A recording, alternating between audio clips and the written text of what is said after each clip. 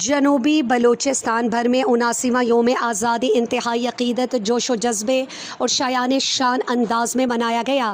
Head quarter F C Balochistan south Turbat اور deputy commissioner office catch میں پرچم کشائی کی پروقار تقریب کا انعقاد کیا گیا۔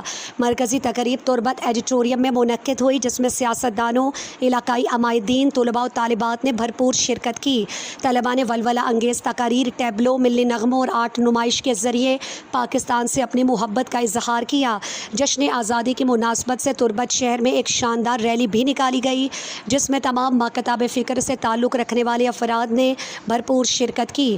شرکاء نے ہاتھوں میں پاکستان کے پرچم تھام رکھے تھے اور وطن عزیز سے اپنی والہانہ محبت کا اظہار کرتے ہوئے اس کی حفاظت کے لیے ہر قسم کی قربانی دینے کے عزم کا اعادہ کیا۔ اسی سلسلے میں جنوبی بلوچستان کے دیگر علاقوں بشمول دشت، خاران، ماشکیل، ہوشاب، پنجگور، بولیدہ، مند، تمب، دال بدین اور تفتان سمیت مختلف شہروں میں رنگا رنگ تقریبات، ریلیوں اور کھیلوں کے مقابلوں کا انعقاد کیا گیا، جن میں کرکٹ، فٹ بال اور فٹ سال شامل تھے۔ نوجوانوں نے ان مقابلوں میں بھرپور جوش و خروش سے حصہ لیا۔